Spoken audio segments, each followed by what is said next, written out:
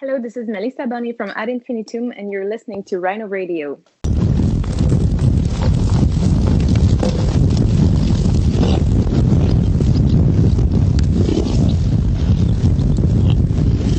So today I have the honor of, again, through the magic of the internet, having a lovely chat with Melissa of Ad Infinitum. How are you doing today, Melissa? Hello. I'm very good. How about you? I'm very good. Still isolated, but still listen to some great music. And I have your company and hopefully some great answers. So we're going to have some fun. Of course. So before we jump into the kind of fun stuff, let's talk business. Your debut album with Ad Infinitum was released just a couple of days ago. It's called Chapter 1 Monarchy. How was the release for you? Obviously a bit different. It was strange because, we were supposed to go on tour and to promote it and to, have the kind of the direct response from the people in the audience. And we were very much looking forward to it. And when the tour has been postponed and when it was confirmed that we would not go on tour this time, it was so heartbreaking. So we had to find another way to do it, and we did first a streaming session of the whole album, and then we had an online release party with the guys from the band. We were live on the YouTube channel and with a glass of wine and with some music entertainment and everything, and there were a lot of people, so it was very nice to have this alternative. And I know for me as a fan, or even just as a human being just planning my future, it's a bit difficult to think, can I do something next week or in a month? So how are you as a musician planning the next couple of weeks? Is it already something you can do? You're still waiting for a big announcement from the government to say, we're good to go? Well, the next couple of weeks is very hard. I don't expect anything. I have some plans, but I'm already thinking about some plan B because I have to be realistic rather than optimistic. But for the next couple of months, we're still hoping that we will be able to go on tour. We have this tour with Visions of Atlantis in September, October. And, it's kind of the second chance to get out of there and promote this album. We've never been able to play live before, obviously, because it's our debut album. And we really want to at least play a couple of shows this year, promote this album, meet the people who like our music. So, but yeah, like I said, it's very hard to do any bet, any guess. Yeah, well, I'm crossing my fingers that we're all going to be out, and obviously you're going to be on the road very, very soon. But speaking about the album, the theme has a very interesting timing. If I'm mistaken, it's about some sort of time traveling into old sick Europe. Was it the 1300s? And now the story kind of syncs up with our reality. We're back in sick Europe. Oh my God, this is... yeah. We were wondering if it's our fault. Perhaps we kind of... I was wondering if any of the fans blamed you for sorcery. Actually, it's kind of funny because when we released the promo pictures and everything, and then this Corona thing happened, and we were like, okay, either people are gonna make fun of this, or it's gonna be a very bad joke, and they're gonna tell us that it's not the best timing to get out with play masks. And so I was a little bit nervous, the rest of the band as well. But it's turned out okay. I mean, there was a few comments on our YouTube videos saying, "Oh, they look ready for Corona" or that kind of stuff. So it was kind of funny, yeah. But still, it's a weird timing, very strange. Yeah.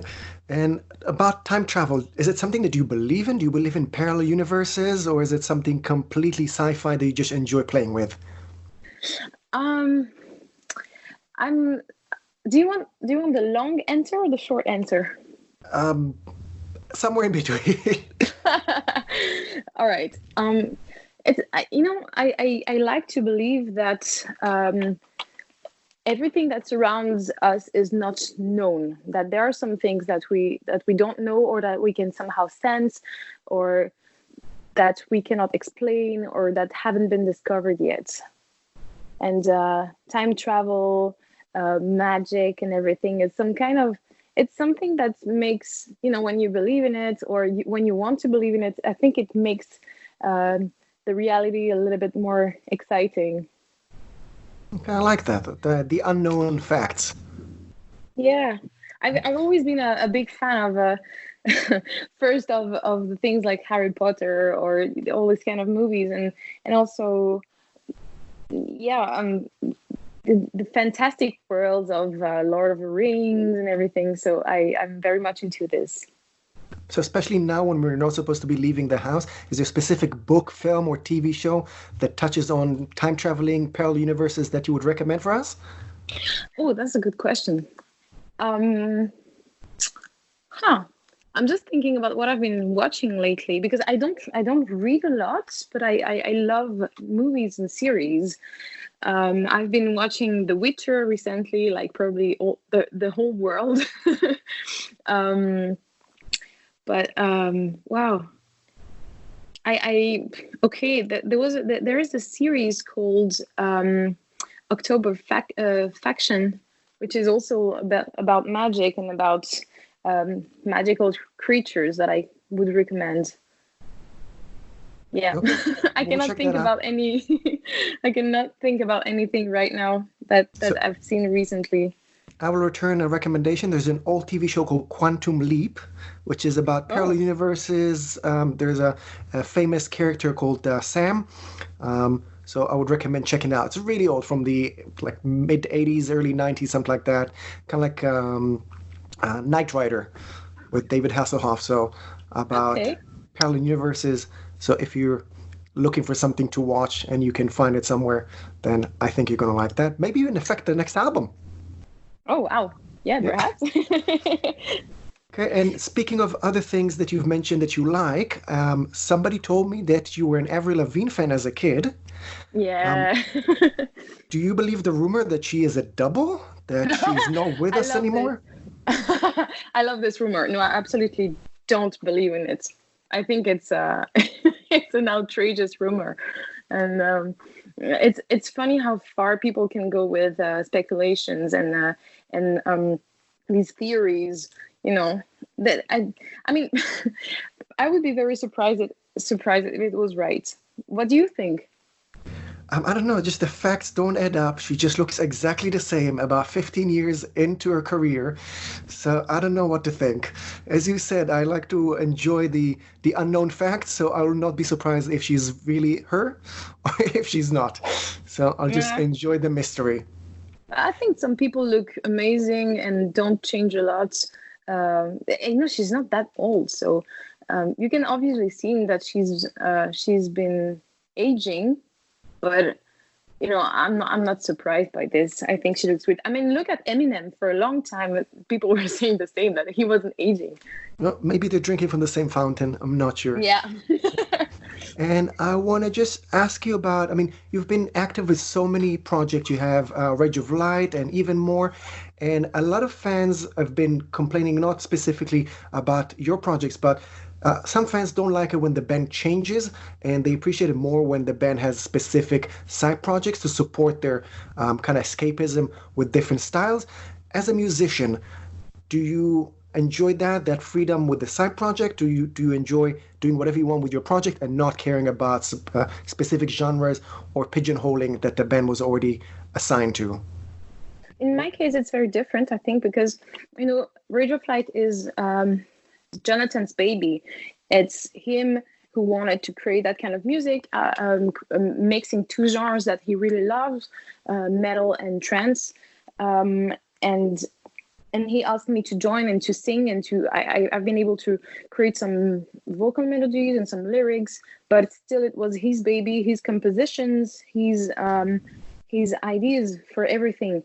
And for Ad Infinitum, it was more like me needing to create something from A to Z, and to do it my way, and to also create, when you create music on your own first, because then obviously the guys who joined the band participated as well in the writing process. But when you start it from the beginning, you can shape it the way you want, and give it the influence that you want, make it sound the way you like to like the music you like to both hear and sing or play.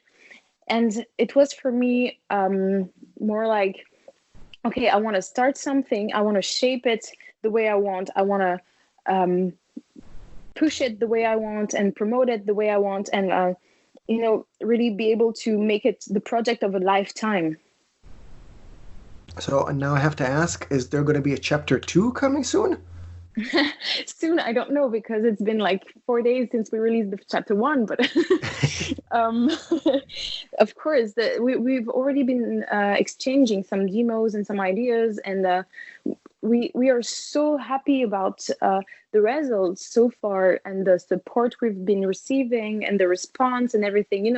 People have been responding in a way that we never expected. So of course we're super happy and enthusiastic, and we're already thinking about chapter 2, of course. And now with the apocalypse actually being upon us, is there going to be a more positive theme for the upcoming project? That's a good question. I don't know. I really don't know. Sometimes the lyrics come with the music. Sometimes the music comes with the lyrics.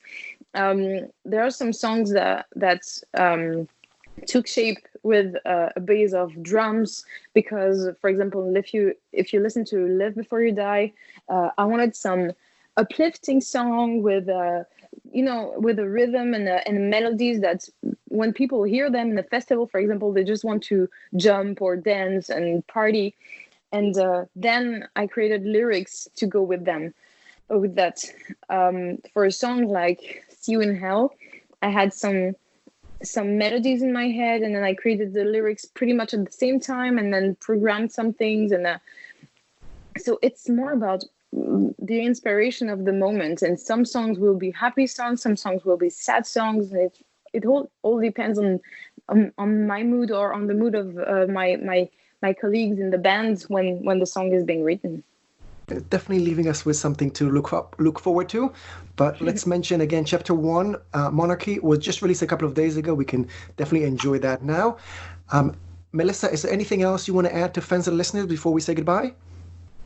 Well, I hope that we will be able to hit the road very soon and to play for everyone listening to this interview, and that people will enjoy the album as much as we enjoyed doing it. Melissa, Ad Infinitum, thank you very much for your time. Thank you very much for having me.